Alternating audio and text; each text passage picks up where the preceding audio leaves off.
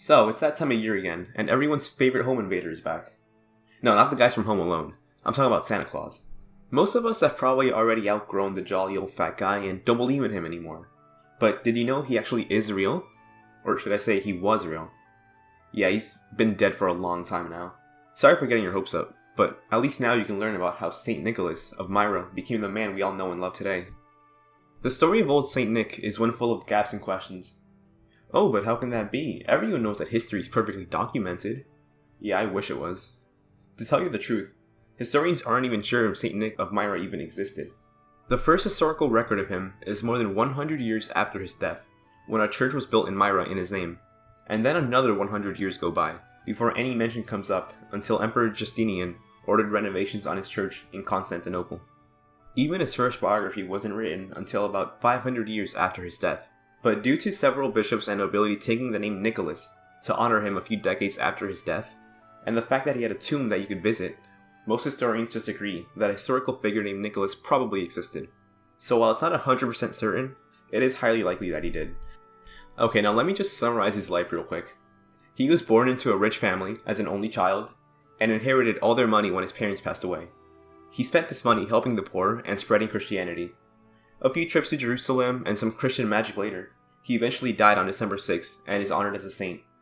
The saint of what exactly? Well, lots of things. Children, merchants, travelers, and the list goes on. Now let's dive into some of the stories of old Saint Nick, shall we? The first story involves 3 girls, Saint Nick, and bags of gold. Okay, I promise it's not what it sounds like.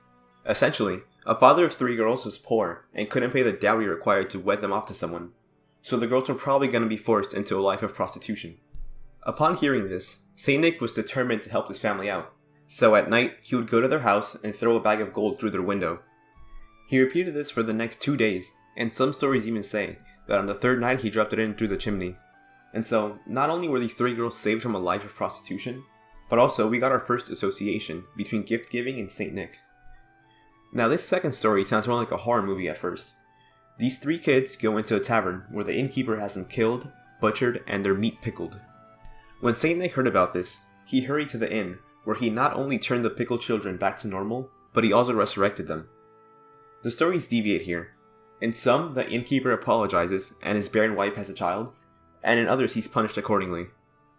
Either way, this story gives us our second Christmas association, Saint Nick and children. But we're still about 1,000 years away from Santa Claus becoming a thing. So in case you couldn't tell, Saint Nick was enormously popular in Eastern Christianity.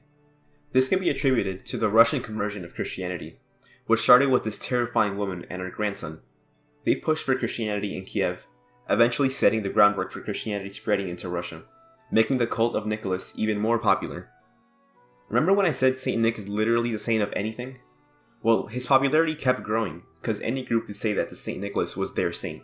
This was because he could be the saint of anything, from children and sailors all the way to merchants and pawnbrokers. And so, both peasant and nobility accepted Saint Nick, and the popularity of his cult kept growing. Though it was restricted to just Eastern Europe, we can thank a group of sailors for committing the heist of the century.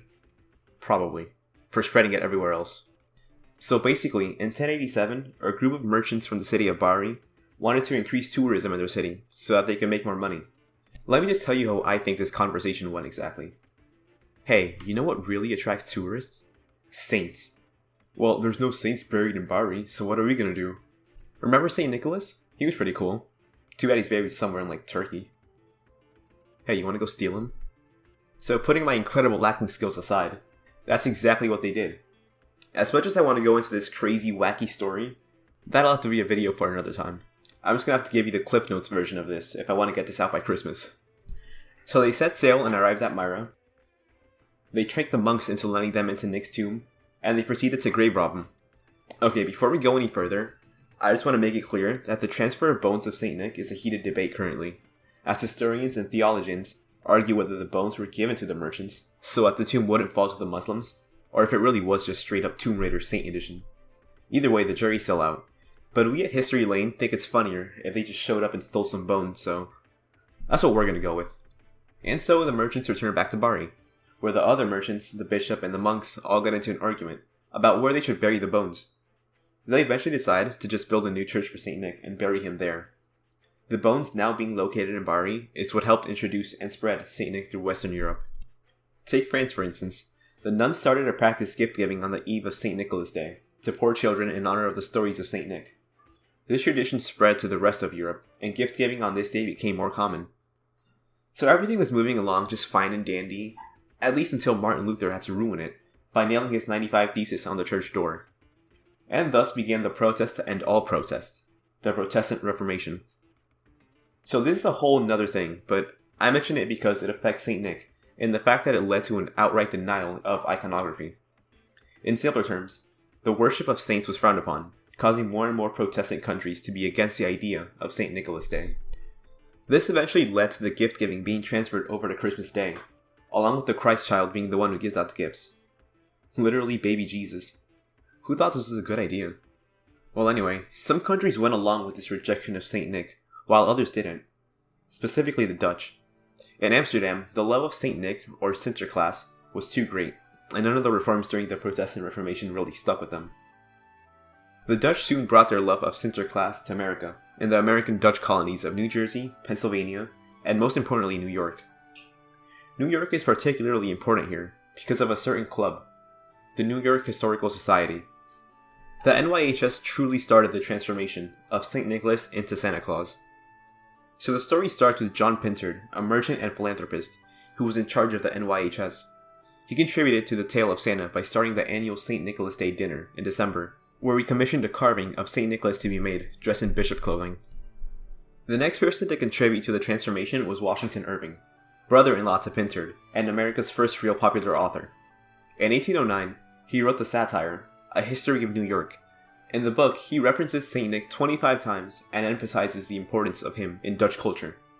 In the story about Christmas, Irving reveals the character of St. Nick in a wagon, being pulled by a horse and sending presents down chimneys. Most historians today believe that Irving was lying about the importance of St. Nick in this book, since it was a satire after all. But the idea of St. Nick as imagined by Irving stuck, and would be expanded by one of the most important poems in American culture. "'Twas the Night Before Christmas," written in 1823, was the poem that really established Santa Claus as we imagine him today. In it, the classical features of Santa Claus were given. His sleigh being pulled by 8 reindeers, his bishop robes switched out with fur coats, and most importantly, he delivered presents on Christmas Eve, not St. Nicholas Day. This was a massive development, as it moved St. Nick from being mildly associated with the early Christmas season to now being a full Christmas entity. This poem also transformed St. Nick from a bishop to a jolly old man, akin to more of a folk hero. While the other mentions made minor changes to the St. Nick lore, this poem solidified the change to the modern-day Santa Claus. And the person to credit for this massively popular poem is still a heated debate. Gee, what a shocker. In the end, it boils down to 2 people, Clement Clark Moore or Henry Livingston, each with a strong claim to the authorship. We can't give a definitive answer on which has a stronger claim, so we'll let the professionals come up with a decision on this one. Regardless of who wrote it, "'Twas the Night Before Christmas" etched its mark on Christmas history by fully associating St. Nick with Christmas. Alright, we're almost done now, just a little bit more to go. A few key details of Santa Claus were still missing in the poem, mainly his appearance. The poem described him to be more like an elf than a jolly giant. He was described small in stature, and in some illustrations of the poem he wore green. Thomas Nast changed some of these features in his illustrations in the Harper's Weekly in 1881, as he gave Santa a full beard, a jolly face, and a belt around his round belly. He was also the one that added that Santa Claus lived in the North Pole, he had elves as assistants, and that he had a ledger for all the good and bad children. The heart and soul of Santa Claus would be given by Francis Church, a young journalist of the New York Sun, when he answered a young girl's question on whether Santa Claus was real in 1897. He wrote, "Yes, Virginia, there is a Santa Claus." He then went on to explain in the editorial on how miserable it would be if Santa wasn't real, as there would be no blind faith in goodness. So even though it wasn't his intention, Francis Church established the Santa Claus spirit as belief in goodness. This influential line was used in many movies, and the response that Church gave to Virginia was reprinted every Christmas in the New York Sun. So finally, the last contributor, and the one who finished it all, was the advertisement artist, Hadan Sundblom. He had worked on the massively influential Santa Claus Coca-Cola ad in 1931. He put the finishing touches on making Santa Claus a full-sized adult, wearing his iconic red coat and cap. Before Sundblom, Santa Claus was not standardized. They would draw him short or tall and wear colors anywhere from red to blue. Sunblom's work for Coca-Cola gives us the modern image of what Santa Claus is.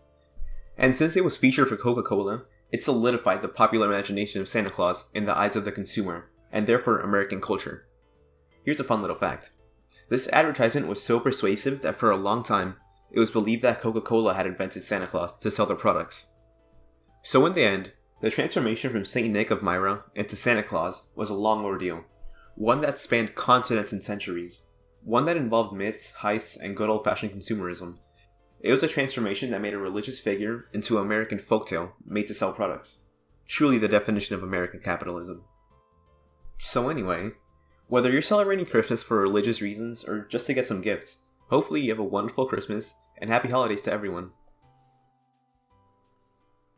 Hey, if you want to be on Santa's nice list this year, make sure to like, subscribe, and leave some feedback for us down in the comments. See you guys next time.